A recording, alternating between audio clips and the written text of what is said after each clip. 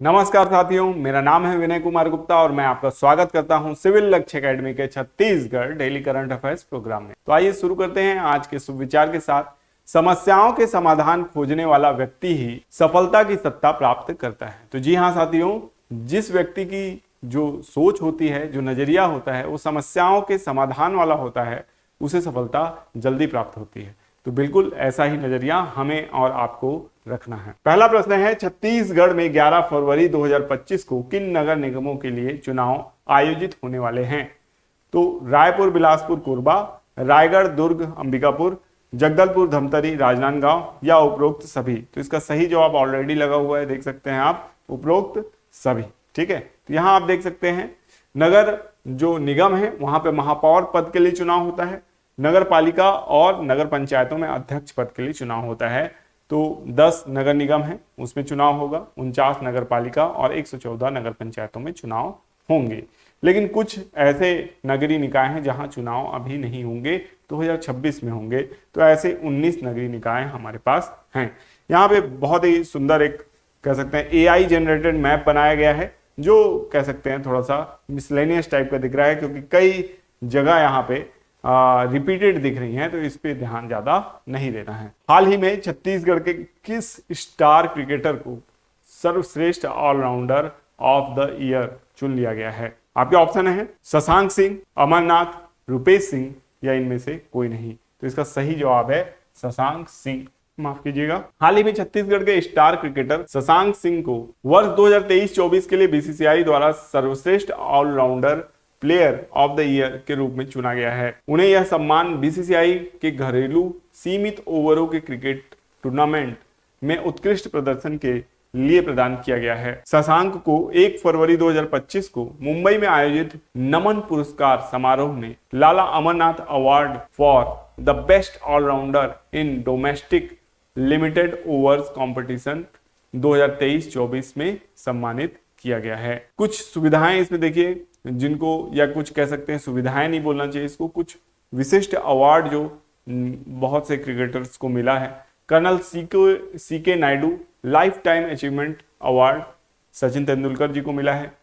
Poly Umrigar award Jasprit Bumrah सर्वश्रेष्ठ अंतर्राष्ट्रीय cricketer का अवार्ड मिला है इन्हें। लाला अमरनाथ अवार्ड शशांक सिंह को मिला है। लाला अमरनाथ अवार्ड तनुष कोटियन को मिला है रणजी ट्रॉफी में सर्वश्रेष्ठ ऑलराउंडर के रूप में।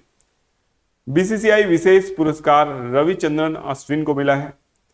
वनडे में सर्वाधिक रन बनाना स्मृति मंधाना को मिला है अवार्ड, वुमेन क्रिकेटर हैं ये।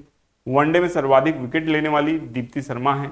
घरेलू क्रिकेट में सर्वश्रेष्ठ अंपायर अक्षय तोत्रे हैं। तो इन सभी लोगों को ये जो पुरस्कार हैं प्राप्त हुए हैं। छत्तीसगढ़ के किस जिले में राज्य का सबसे बड़ा नालंदा परिसर बनेगा? आपके ऑप्शन है रायपुर, दुर्ग, रायगढ़ या इनमें से कोई नहीं। तो इसका सही जवाब है ऑप्शन सी, रायगढ़।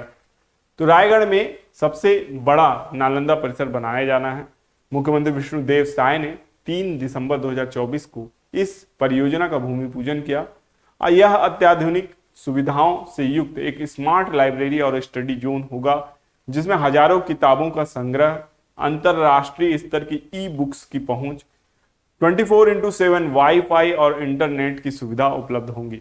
साथ ही civil services, medical, engineering, CLAT जैसी प्रतियोगी परीक्षाओं की तैयारी के लिए विशेष संसाधन भी प्रदान किए जाएंगे। स्मार्ट लाइब्रेरी हजारों किताबों का संग्रह यहाँ पे होता है। ई लाइब्रेरी अंतर्राष्ट्रीय स्तर की ई बुक्स और डिजिटल सामग्री यहाँ प्राप्त होती है। इंटरनेट और वाईफाई जो है ये इंटरनेट कनेक्टिविटी के साधन हैं।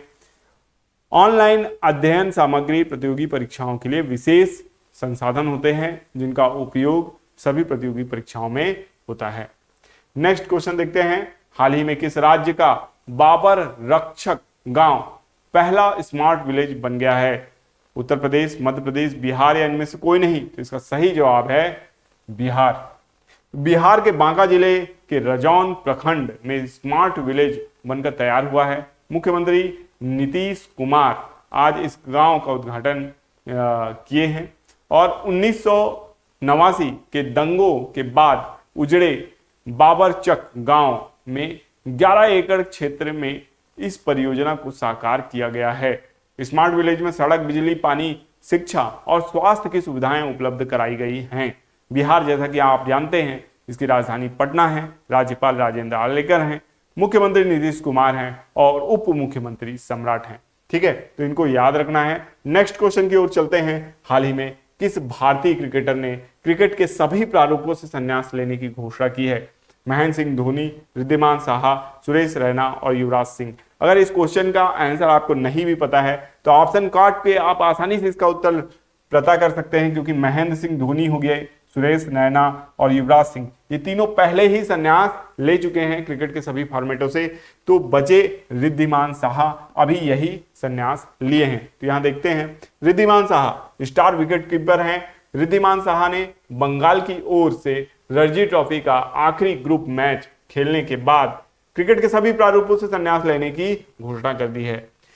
साहा ने 1 फरवरी को इस बात की आधिकारिक घोषणा कर दी थी। ठीक है, आईसीसी चैंपियंस ट्रॉफी 2025 पाकिस्तान में आयोजित करने की तैयारी है।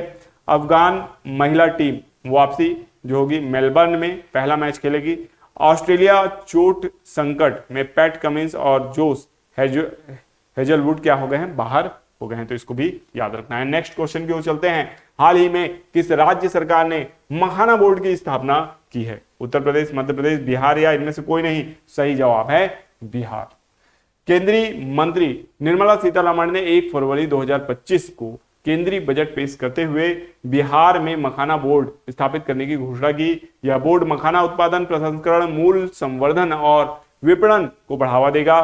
साथ ही यह मखाना किसानों को प्रशिक्षण और सरकारी योजनाओं का लाभ दिलाने में सहायता करेगा। ठीक है, तो इनको याद रखना है। मखाना बोर्ड कहाँ स्थापित हुआ है? बिहार में स्थापित हुआ है। हाल ही में किस देश ने बांग्लादेश, अल्बानिया और जाम्बिया के लिए विकास सहायता कार्यक्रम समाप्त करने का निर्णय लिया है? ठीक है, तो बहुत प्रमुख बात है, जाम्बिया, अल्बानिया और बांग्लादेश की सहायता समाप्त होने वाली है। तो ये स्विट्जरलैंड ने ऐसा काम किया है। स्विट्जरलैंड ने विदेशी सहायता बजट में कटौती के कारण बांग्लादेश, अल्बानिया और जाम्बिया के लिए विकास सहायता समाप्त करने का निर्णय लिया है। स्विस संसद ने 2025 के लिए अपनी विदेशी सहायता बजट में 110 मिलियन स्विस फ्रैंक और 2026 से 28 के लिए 321 मिलियन स्विस फ्रैंक की कमी की है।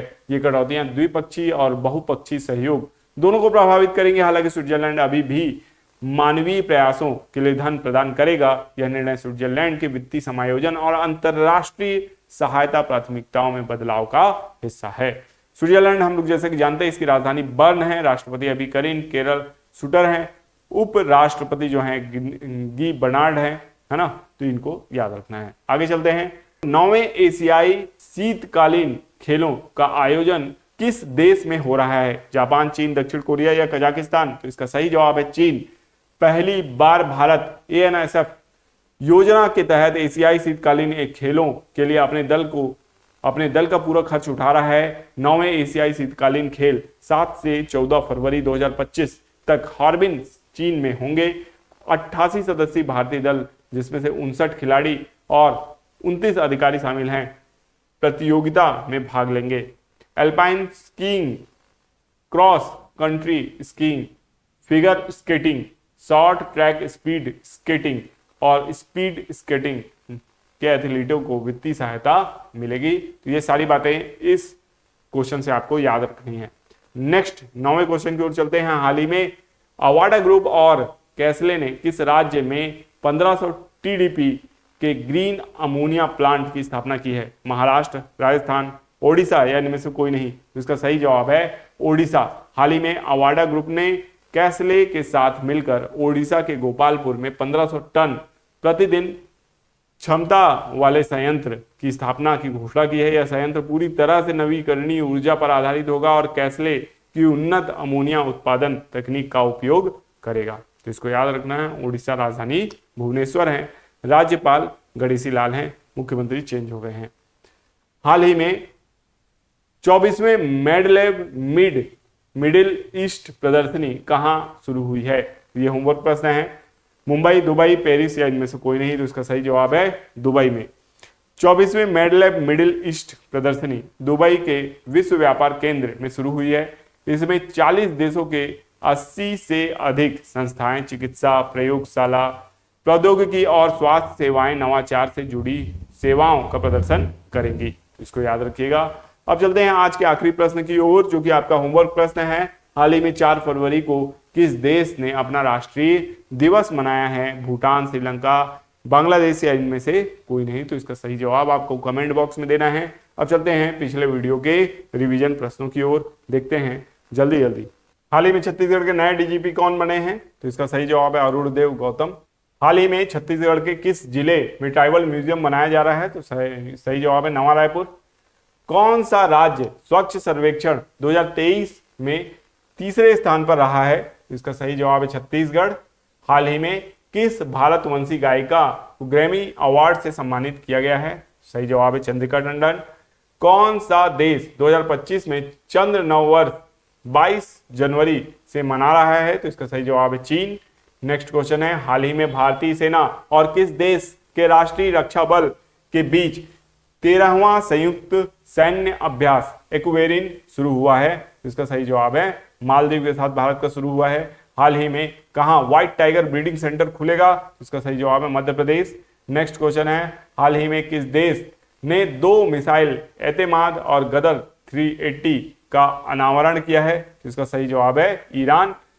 हाल ही में 6ठी राष्ट्रीय मास्टर एथलीट मीट का आयोजन कहां किया गया है? इसका सही जवाब है कुन्नमकुलम। नेक्स्ट क्वेश्चन है, हाल ही में किसने अमेरिका के गल्फ ऑफ मैक्सिको का नाम बदला है? इसका सही जवाब है गूगल मैप्स। हाल ही में 24वीं मेंडलिप मिडिल ईस्ट प्रदर्शनी कहां शुरू हुई है? तो अभी हमने देखा, इसका सही जवाब है दुबई। ठीक है, तो आशा करते हैं वीडियो आपको पसंद आया होगा। इसका पीडीएफ आपको टेलीग्राम चैनल में मिलेगा, जिसका नाम है सिविल लक्ष्य एकेडमी। मिलेंगे नेक्स्ट वीडियो में, तब तक के लिए आपका दिन शुभ हो। धन्यवाद।